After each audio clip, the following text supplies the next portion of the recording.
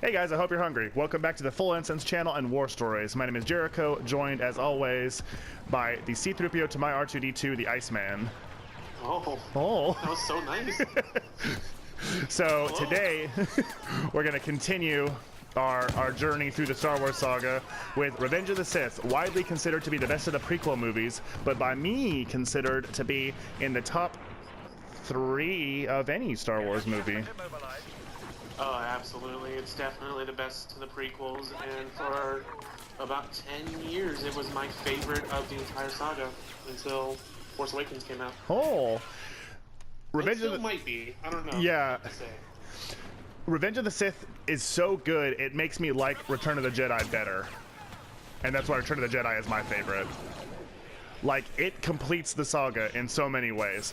Revenge of the Sith, to me, is the best, is the closest that any prequel movie came to feeling like that's really what they wanted. Like, it didn't feel compromised by appealing to children or trying to sell merchandise. It felt like the tragedy of Anakin Skywalker, which was what the prequels were trying to tell all along. We aren't distracted by other villains we don't care about. We're not distracted by... Sorry. Yeah. But, you know, he's a necessary part of it. Like, everything is in place now. All the dangling threads have been cut, and we're left with the through line of Anakin turning to the dark side. And it's told in Revenge of the Sith, one of the very best Star Wars movies. I would say it's my second favorite, after Jedi and before Force Awakens and Empire Strikes Back, and then the bottom 3. I don't know. It's tough. They're all perfect. You can't say. Star Wars is great. I love it.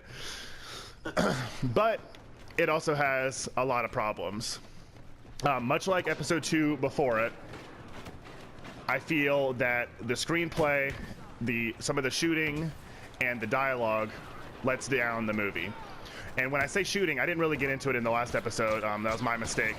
But when you have, there's a lot of talking in Revenge of the Sith, more than any other Star Wars movie. I have just characters talking to each other to advance the plot, advance their motives, and get their points across.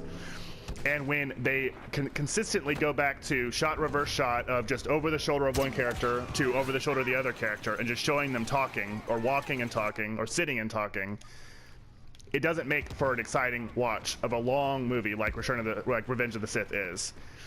So it's a minor point, but it helps, you know, well, I shouldn't say helps because it hinders, but it helps to bring the movie down in some ways, I would say. When people get bogged down by, you know, the endless, you know, politics talk, or like talking about prophecies or the fate of the Jedi or destiny, all the rest of it, and all it is just sitting and talking or walking and talking, it gets a bit old. So that's like a first gripe I would have with Revenge of the Sith. Just some of the ways it's presented is not as cleanly as it could have been.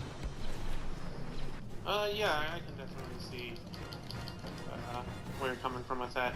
I think one of my biggest gripes with it, which my gripes are very few, especially when it comes to any of the prequel movies, as everybody has seen already.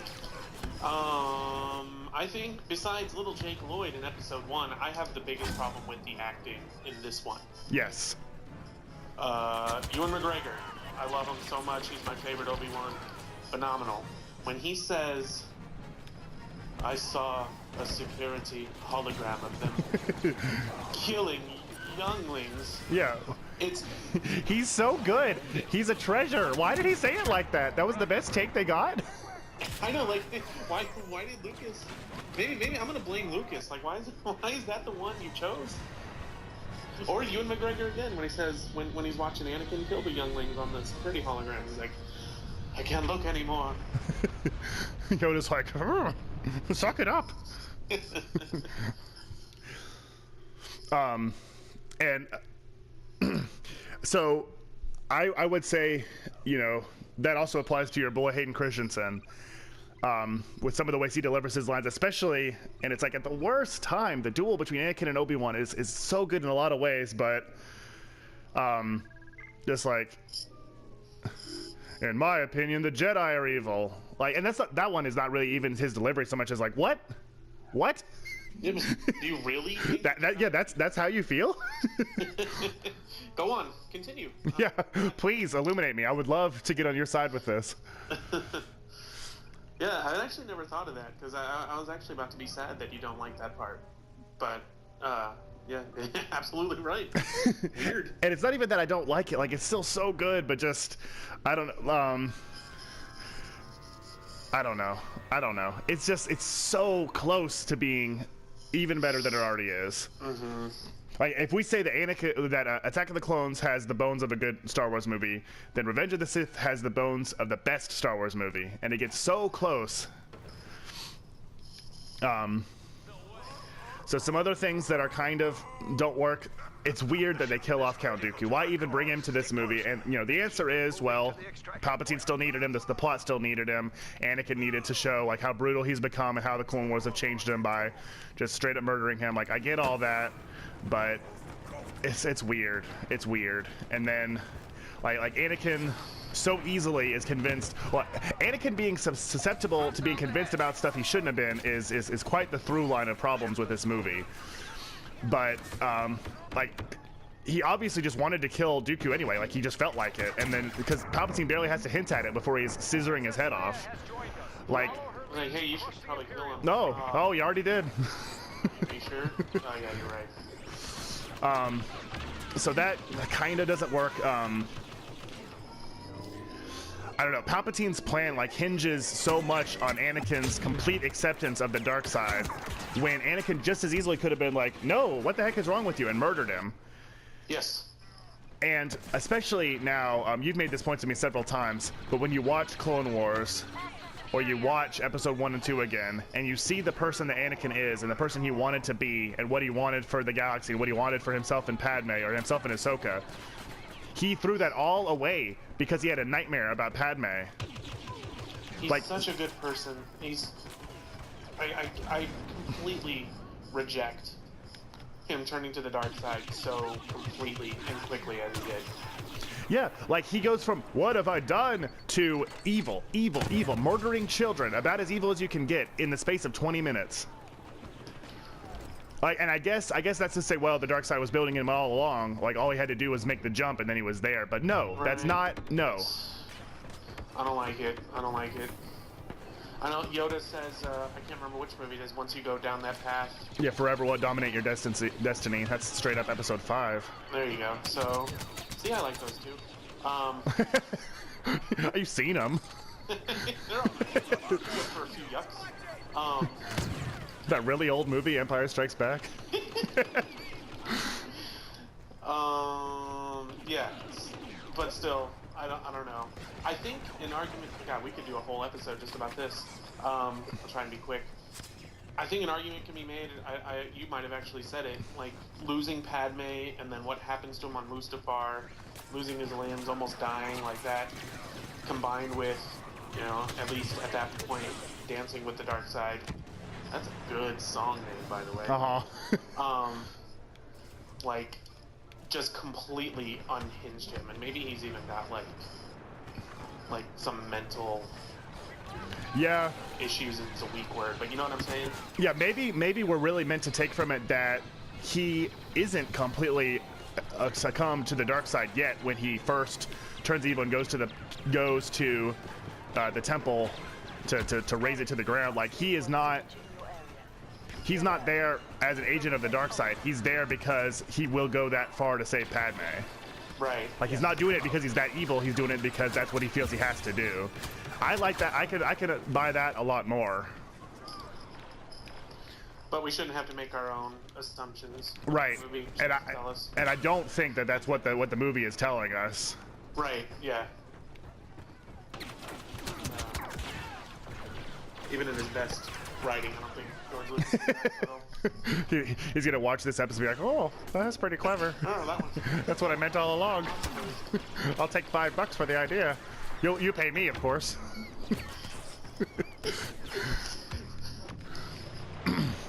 I feel like we've only talked about negative things. Oh, and it's so good. I like the part when Obi-Wan goes to kill General Grievous. Yes. I like the design of General Grievous a lot. I like how he's a mirror of Vader, of like what Vader can become. Did you know that in some early drafts of the script, Grievous was Darth Maul? Oh my god. Yeah, wouldn't that be crazy? I didn't know that, and I'm glad that he's not. Better for him to be a spooky droid. So I like Grievous. I like this movie also has a lot of really good visuals. I like how basically the entire movie goes from, it starts out with you know, the blackness of space, and then it sort of brightens up as we go to Coruscant and Utapau, but then it just continues to get brighter and brighter until we're at like the blood red of Mustafar. Like the palette throughout the movie is just a gradual shift from darkness into just like flaming light, just like a lightsaber turning on. Cool. I never really even thought of it. So just like episode 2, I think the visual design is really good, and Battle of the Heroes, the theme for Anakin and Obi-Wan's climactic duel, is also really good. It's not as good as Duel of the Fates. Like that's why like they cut it off to play Duel of the Fates. Like they know that Duel of the Fates is the right. is the crowd pleaser, but it's still really really good. Oh yeah. The whole fight, I just because of the personal issue and what's going on, is probably my favorite lightsaber fight of all of them. Yeah, the one with Darth Maul at episode 1. Oh, I just realized I made a terrible mistake in the last episode. I said that Obi-Wan and Anakin versus Dooku is the only 2-on-1 match. No, absolutely not. Oh, yeah. But Yikes. yeah, I'll have to try to remember to put like a comment or an annotation. If I catch it first, it means it didn't happen. But anyway, besides maybe that one at the climax of Phantom Menace, I would agree that that's the best lightsaber duel. From a, I'm going to use another wrestling analogy. Oh, from please. A psychology standpoint, the one from episode 1 is the best. So you can kind of call the one from episode 1 the Steamboat Randy Savage, and then episode 3 is Andre and Hulk. Yeah. Yeah, the episode 1 is technically better. Like it's more athletic or whatever, but the other one has more emotion and is more. Yes. Okay. Yeah, I can get on board with that for sure. If people don't like wrestling, they're in for trouble. You know. If you're a non-wrestling original trilogy fan, I'm really sorry. For all of us. So some other things really good about episode 3. I love all of Order 66, and when I say I love it, I mean it was done really well. It makes me really sad and emotional every time. I wept. That was the first time I cried in a movie, was during Order 66. Specifically when Yoda feels it and drops his cane. I was like, oh my god, Yoda, please don't be sad. I just got chills now just thinking. But yeah, Order 66, like the music, that's also parts of Battle of the Heroes that's played right there. But like when you see like all these, like it's just betrayal, galaxy-wide, like horrible, sad, like just the worst, most unimaginable betrayal. Because that's something really deep. That's like, you know, like being cheated on, or like it's not like, oh, you punched me in the face. That's, I loved you, I trusted you, I held you, you know, in my mind and in my heart, but you obviously didn't. You didn't feel about it the way I did. You know, you made your own choices. The Jedi were betrayed, and that's what makes it just so powerful when you see like it was all along, like they never even stood a chance. And like it's hard to watch. And I know like some people like what the heck, but and even me, like sometimes I'll get mad about it, but I like how the Jedi just get ripped to shreds. Like none of them last for more than a second or two, because they're all just they're so blinded by the dark side and their own arrogance and their own, you know, supposition that the Force is with them and the prophecy is to help them and that they're the ones that are right, that they're just completely caught off guard, and they never, I already said it, they never stood a chance. Escort it towards the pickup Power. location. Mm-hmm. I really... Oh, you just stole that present right out from under me. Oh, it's another squad shield. No. I didn't steal anything. I have it. Oh, okay. I already have one. Okay, I'm so sorry. I'm sorry that you For think that I was accusing the you. one who betrayed you now. Oh my god. Even though I held you in my mind and in my heart. Hey, I shot the Emperor in the face, though. Now the galaxy will be okay. Ah. Why is the game even continuing? I like the scene where they go to the opera, the Mon Calamari opera, and they tell the tale of Darth Plagueis the Wise. Might be, I don't know, that might be the best, at least just chit-chat scene in the entire saga. Oh yeah, and I would say it's the best acted scene in the prequels. It's tough to argue that. It's phenomenal. I Because love it. Ian McDiarmid is so good. He's so phenomenal. The way he delivers his lines and his facials and just like the way he enunciates his words, it's a really, really good in Return of the Jedi. You pitiful little band. But there too, just like the contempt and the malice just dripping off his words. Like he killed him in his sleep. And then he's like, you know, he could stop others from dying, but not himself. Like he's so like, this is a guy that all he wants to do is run the entire galaxy. And he's gonna do it. Like, he will let nothing and no one get in his way. Right. He is like addicted and obsessed with his own success. He's good at it. Uh-huh. Yeah, he's good at being bad. He wants to be the bad guy. Yeah, he knows it. Right, yeah, he's none of this wishy-washy Anakin nonsense. Yeah, he is born to be a conqueror. That's not what Anakin sounds like. No, it is. He's Southern. He's Southern now. Anakin.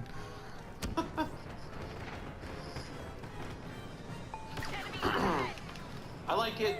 I think a lot of maybe original trilogy fans like it so much also is because it feels like the original trilogy. Mm-hmm. It has weight. It has resonance. Like the other two, we knew we were getting here, so they felt like less substantial. When Obi-Wan fought Darth Maul after Qui-Gon was killed, Darth Maul's not gonna win. Like he's not kicking around in Empire. So, but this, like, its inevitability adds to it. It makes it stronger. It gives its focus. Like, But it does. It really does. It's I love Revenge of the Sith. I like the part where I don't like the part where he kills Padme.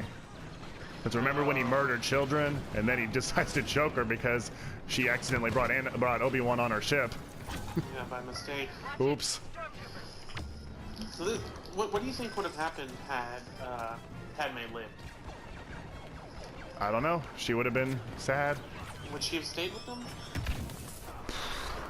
Probably. This might be the worst thing I've ever said, but I definitely get the impression of Padme. She would be like a battered woman kind of character archetype. You know what I mean? Yeah. Well, I don't know. She is really strong in herself, though, so maybe not.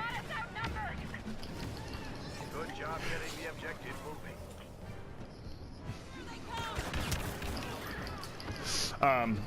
I'm sorry. I was concentrating on the game for a second. As I die. I really like Obi-Wan and Anakin's duel, and I really like Yoda and Palpatine's duel. I like that they're done at the same time, and it's just the ultimate climax. This is what all 6 movies have built towards. Right. Shipment is in transit. In the Senate room, I think that's cool. Mm-hmm. Yeah. In the novelization, they say like never had the Senate arena been more aptly named or something like that. Oh my gosh. Yeah. Uh-huh. Yeah, Star Wars is neat. But I like, Holy Diver and I get in huge arguments about this because he totally disagrees, but I really like when they're in like the control room on Mustafar and they're standing on top of the table and they both are like flourishing their lightsabers at each other. Like to me, it's so cool because it shows like they know each other so well. You know, yeah, and they both use Force Push at the exact same time. yeah, it's awesome. It's so cool. They're brothers. But again, I'm going to use a wrestling reference. It's like when a tag team breaks up and they have their big match. Mm-hmm. And they both do a flurry of moves. Right. And then like face off. stop. And Yep. they're looking at each other like, they're trying to do the exact same thing. Like they're so in tune with each other, and almost seeing it in Star Wars, that's almost like seeing it for real. Right. Yep. You know? No, it's true though. Yeah, I totally agree with that. That's a very because they are the ultimate tag team. Again, the novelization really goes in, talks a lot about that. How Anakin and Obi-Wan are just the team. When it talks about and I can even still say this with authority because even though all of the Legends books are no longer canon, novelizations still are, so this is still a thing. Like when the kids would read about, you know, the war stories, if you will, on the HoloNet, like it would talk about Anakin and Obi-Wan as like the best team ever, and they would argue like on playgrounds, like who would win in a fight, but it doesn't matter because they would never fight each other. Like, that's, it's real. Oh no, we lose. That's alright. That's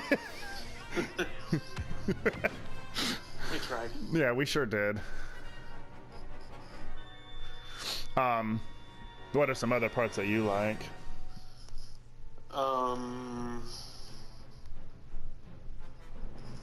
Mace Windu's dead. Again, don't really. Oh yeah. Like, I don't get a jolly off of it, but it's great. It's another one of those scenes. Every time I watch it, just chills. I totally agree, and this is actually going to go contrary to a point I made earlier. But one thing I will say, I don't like how easily Palpatine dispatches the other three Jedi. It shows how good Palpatine is and all that, and it's sort of the same, like, whoa, never expected it sort of thing that cost them against the clones.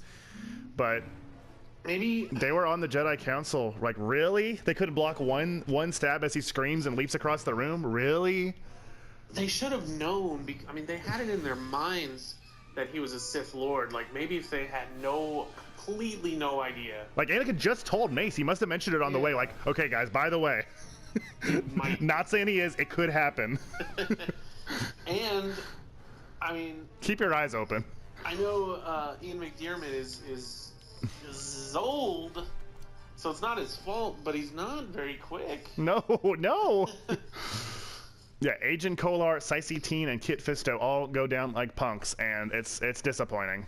Because I think it would have been cool. Like, and again, he's old. I don't know what they could have done with it, but if even for just a couple minutes they showed like a 4-on-1 fight, and Palpatine can just hold them all off, or he does some sort of crazy force thing we've never seen before, not just oh he stabbed him, oh he's dead. Slowly picks them off. Do you think Mace really had him beat? I don't know. That's a really, really good question. I've thought about that a lot because, I mean, it certainly played into Palpatine's narrative. If Mace was going to win anyway, like either way, Palpatine would win. And they always talk about Mace Windu gets talked up so much as just such a ridiculously powerful fighter. Right. Like more so than Yoda. Mm-hmm. Yeah. As wise as Master Yoda or as powerful as Master Windu. That's nuts. So, but then again, he beat 3 other Jedi Masters in a second. So really, like, yeah. But if his plan all along was to just eventually throw the fight, why even kill them? Because that would make it look even worse to Anakin if it's 4-on-1 and they're battering this old man. Like, Anakin must have been like, well, what happened to these guys? If you're so innocent. Right. I just got lucky, Anakin, help me. What if Anakin doesn't turn there, you know? Like, I don't know. Maybe Sidious was completely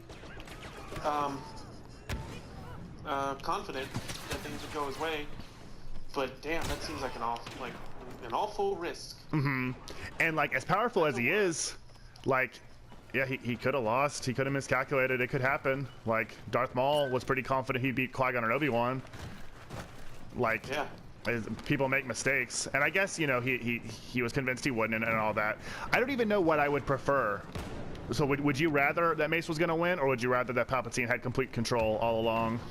I don't know. I just don't know. I think I perceived it as Palpatine got his butt kicked and he was lucky that Anakin came by. That's how I perceived it the first time. Yeah. So maybe that's what I'll go with. I don't. It's hard. I think I take the other way, because, like, if for no other reason that the second Anakin starts to help him, he has the energy to electrocute Mace Windu out the window. Right. Like, I don't know though. It's definitely It's definitely tough. You could see it either way. George Lucas won't answer my emails. You have to pay $20 just to email him too. It's expensive. Okay, so you have any? Zero guarantee that it'll be fun. So, you have any closing thoughts on episode 3 or anything else you'd like to touch on? I think we did a pretty good job. I definitely. So after we've gone through, we were talking between episodes that we're planning to do. You know, a lot of Star Wars content, just talk about random topics, and there's a lot of it in episode 3. You know, to really go through and go over. So we'll definitely be back. But as far as our overview of the movie, we really like it. Best of the prequels, and among the best of any Star Wars movie. I think we can both safely say. If anybody has any ideas, I mean, we've got plenty of ideas, but if anybody has anything specific they want us to talk about, I think they should leave a comment. Yeah, definitely. Like, it'd be cool to do a whole Q&A episode about, like, you know, we both know a lot about Star Wars, both the movies and the old expanded universe, and the new expanded universe stuff too. You know, we're starting to kind of get a grip on. So, any questions or show topic ideas, you know, we'd be more than happy to, you know, take it under consideration and probably do it too. Like, you know, we're still really new to this, so any sort of support like that would be greatly appreciated. But anyway, we're about out of time for today. Thank you so much as always to TheIceMann for joining me. Make sure you subscribe to the Full Incense channel so you can get content like this, War Stories, every Tuesday and Thursday, but we have something every single day. So you can keep coming back and keep getting your fill. But that's going to wrap it up for us. My name is Jericho. I don't know about you guys, but we're full.